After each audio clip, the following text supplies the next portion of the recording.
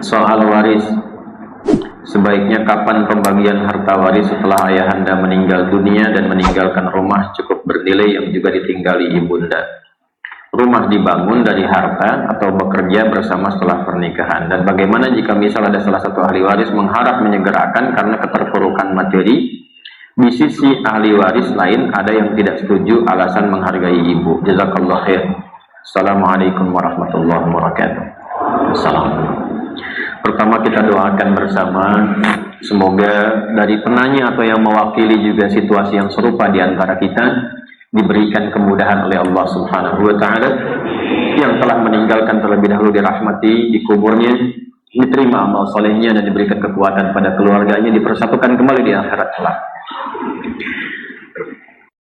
Idealnya kalau kita ngaji Quran, warisan itu sifatnya ada 3. Saya ulangi, warisan sifatnya ada berapa? 3. Dan orang tua mesti berusaha memastikan 3 hal ini bahkan sebelum meninggal. Jangan sampai setelah meninggal ahli warisnya mengalami kebingungan. Dan kebingungan dimaksud bisa mengarah juga pada pertikaian. Warisan pertama, ini warisan yang sifatnya abadi sampai akhirat, yang akan menyatukan kembali orang tua dan keturunannya, baik anak bahkan ke cucu, berkumpul kembali karena rahmat Allah di surga. Ini yang menentukan. Jadi kalaupun hartanya banyak, kedudukannya tinggi, nggak menjamin pertemuan kembali di akhirat kelak. Yang menentukan yang pertama ini. Yang pertama itu adalah warisan iman. Hendaklah orang tua berwasiat kepada seluruh anaknya untuk mempertahankan keimanannya sampai mereka wafat dan kembali kepada Allah Subhanahu wa taala. Jelas? Baik, perhatikan baik-baik. Apa dalilnya? Quran surah kedua Al-Baqarah ayat 133. Sebelah kiri pertengahan di mushaf standar. Ini sunnah para nabi, dipraktekkan sejak zaman Nabi Yaqub alaihissalam. Am kuntum syuhada'a إذ حضر يعقوب الموت إذ قال لبنيه ما تعبدون من بعدي قالوا نعبد إلهك وإله آبائك إبراهيم وإسماعيل وإسحاق إلها واحدا ونحن له مسلمون. Ini konfirmasi nih dari yang menciptakan kita, dari Allah Subhanahu wa taala, bahwa Yakub dan keluarganya keluarga muslim. Perhatikan baik-baik. Am kuntum syuhada, apakah Anda pernah menyaksikan, mendengar atau tahu tentang kisah viralnya Nabi Yakub alaihissalam ketika beliau di ujung kehidupannya dalam keadaan menjelang sakaratul mautnya. Jadi saat menjelang merasakan rasa-rasa sudah mendekati masa-masa akhir kehidupan, biasanya kan ada tanda-tanda ya. Ya, tanda-tanda itu tidak harus spesifik, ada yang umum, bisa di melemahnya fisik, ya. Tanda-tanda spesifik fisikal yang dapat dijelaskan oleh medis juga. Ada juga yang kadang tidak demikian, diberikan firasat, ada. Ya, tidak harus kemudian sesuai dengan usia, tidak, karena usia itu nanti kehendak Allah. Ajal itu terserah Allah. Ya, jangan Anda misalnya, pastikan nih, ya, ini usia sudah 80 tahun, udah dekat-dekat nih, kayaknya udah bau tanah nih. Itu yang dibilang bau tanah, Anda mungkin bau kuburan. Ya. Nah, kalau sudah merasakan demikian itu, maka kumpulkan keluarga. Yakub mengumpulkan anak-anaknya. Apa yang dikonfirmasi pertama Yakub itu? Aduh, mohon maaf Pak ya, Ibu, mohon maaf sekali. Jangan sampai selama berkehidupan, dari mulai anak Bu dikandung, dididik Bapak cari nafkah untuk supaya anak bahagia, jangan sampai perjuangannya sia-sia dan berpisah saat di akhirat. Karena perpisahan di dunia itu sementara, kalau sudah di akhirat itu abadi sifatnya. Ya, itu mendalam sekali. Berpisah di dunia saja sudah terasa bagaimana keadaan diri kita itu. Bagaimana di akhirat? Hati-hati. Karena itu yang bisa menyatukan itu apa? Keimanan. Nah, kalimat viral pertama yang disampaikan Yakub alaihissalam kepada anak-anaknya, ma ta'buduna min ba'di. Beliau tidak mengatakan ma ta'kuluna min ba'di. Nah, kalau bapak nanti meninggal, kalian imannya bagaimana? Siapa yang kalian sembah kalau bapak meninggal? Yang dikonfirmasi iman. Bukan mata kuluna min ba'di. Kalau bapak meninggal, kalian nanti makan apa? Bukan. Karena itu yang penting untuk dipastikan. Kan Anda sekarang rawat-rawat tuh anak tuh. Cucu dilihat-lihat, disayang-sayang, ditimang-timang, digendong-gendong. Iya kan? Kalau mampu beli sepeda, dibelikan sepeda. Kadang-kadang sedang tiduran, capek luar biasa, datang cucu. Opa, bah, masih bisa senyum. Ya, itu ketemu lagi enggak tuh? Nah, yang bisa menyatukan itu dasarnya iman. Dari mana tahu konfirmasinya itu? Nanti ditafsirnya di Quran surah ke-52 At-Tur di ayat 21. Walladzina amanu. Dan para orang tua yang beriman itu. Wattaba'athum dzurriyyatuhum biimanin, dan mampu mendidik anak-anak cucu-cucunya sehingga mewariskan, diikuti keimanannya itu dan amal solehnya oleh anak cucu keluarganya. Alhaqna bihim dzurriyyatahum, kami akan satukan kembali keluarga besar ini di satu tempat di surga. Itu janji Allah. Saya bacakan ayat. Dan kalau sudah dibacakan ayat, enggak boleh ragu insan beriman itu. Dzalikal kitabul la. Tapi belum selesai ayatnya. Belum selesai. Wa ma alatnahum min 'amalihim min syai', kullu imri'in bima kasaba rahin. Dan kami tidak akan pernah sia-siakan. Kalau ada na, jangan diartikan kami dalam bentuk jama, bukan. Kalau na di Quran itu diartikan dengan pendekatan balaghah, artinya sesuatu yang agung. Demi keagunganku, begitu cara mengartikannya. Ta'zimun nafsi bi ta'zimi sya'ni. Dan demi keagunganku, kata Allah. Kalau ada orang tua benar menyiapkan itu, bapak kerja, anak sekolahkan. Simpan di TPQ ad-du'a misalnya. Ya, setelah itu dia sekolah ilmunya cari, agamanya diperkuat. Apa yang terjadi? Kalau kemudian wafat dengan sama-sama konsisten pada demikian, kata Allah, aku gak akan sia-siakan setiap jerih payah orang tua mewujudkan itu.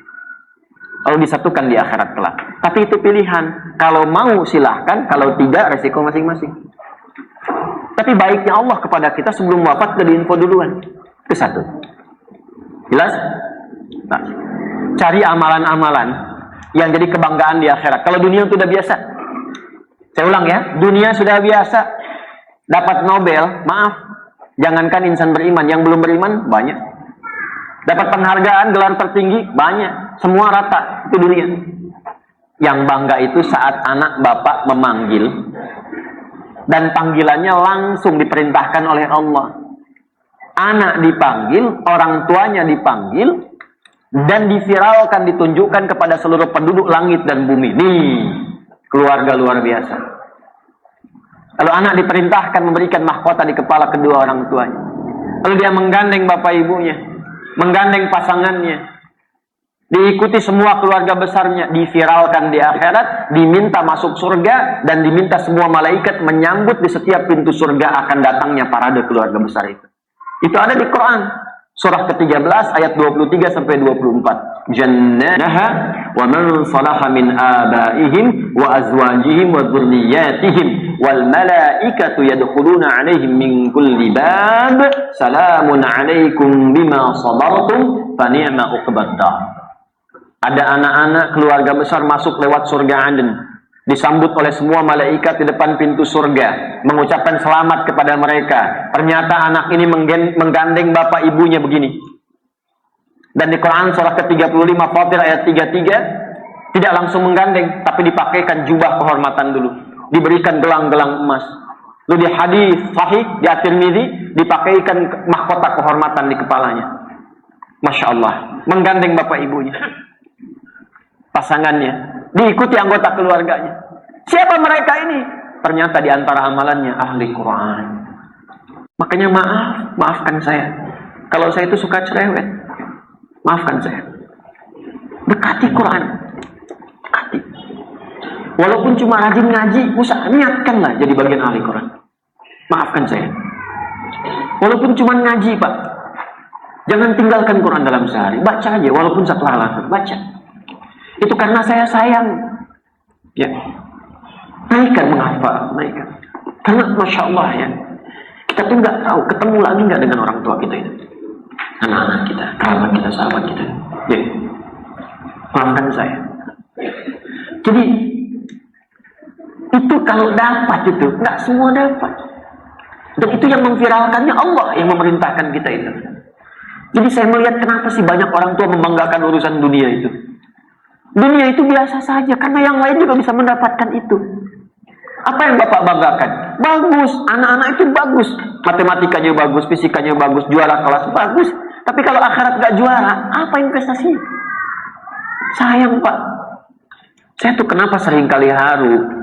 Karena saya seringkali menemukan orang-orang yang sering dipandang rendah dalam status dunianya. Hanya karena terlihat hartanya kurang. Hanya karena terlihat status sosial kedudukannya itu rendah. Tapi Masya Allah, mereka begitu bahagia. Yakin dengan akhirat. Mereka merasakan hidupnya sementara. Ternyata bapaknya ahli Quran, ibunya istrinya hafal 7 riwayat, anaknya para pengaan. Itu kalau nerima 500.000 sebulan itu, bilang komennya Pak, Masya Allah, abdi pulang tuh bawa uang banyak sekali. Kok kenapa Anda bawa 5 juta ke rumah tuh nggak cukup-cukup? Apa yang salah gitu? Nah itu satu. Jadi sebelum kita bicara tentang harta materi, bicara lu dengan iman. Jangan sampai nanti rebutan harta, justru yang mewariskan itu bersedih karena keadaan anak keturunannya berebut harta dan tidak mewariskan amal soleh. Bukankah kita ingat kalau anak itu rajin berdoa, anak soleh, pahala mengalir untuk orang tua yang telah wafat. Waladin solihin yad'u lahu. Jadi kita berpikir yang positif dulu, jangan sampai rebut ngejar ini ngejar itu, tapi kita lupa. 2, warisan ilmu, pengetahuan. Jangan sampai meninggalkan anak-anak itu dalam keadaan yang lemah, termasuk ilmunya. Di antara tafsirnya Quran surah keempat An-Nisa ayat 9. Wal yakhshal ladzina law taraku min khalfihim dzurriyyatan dhi'afa. Dhi'afa di sini ini ada yang mengartikan salah satunya iman, ada yang mengartikan salah satunya harta, ada yang mengartikan salah satunya ilmu. Maka sekolahkan di tempat-tempat yang baik untuk mendidik. Ayo didik anak-anak kita itu. Ya. Nggak apa-apa, silahkan. Mau jadi insinyur, jadi insinyur. Yang mau jadi dokter, jadi dokter. Kalau sudah beriman, sambil belajar di kedokteran, sambil menghafal Quran. Nanti jadi dokter yang soleh. Allah akan bimbing itu. Al-Imam Asy-Syafi'i, orang taunya ahli fikih. Beliau itu juga, itu di bidang kedokteran luar biasa. Itu belajar kedokteran, Pak. Al-Imam Asy-Syafi'i itu, Bu. Dan kalau kita ngaji, itu kalau Anda belajar misalnya, ada kitab tuh bagus tuh. Ya, karangan Ibnu Rushd. Bidayatul Mujtahid namanya.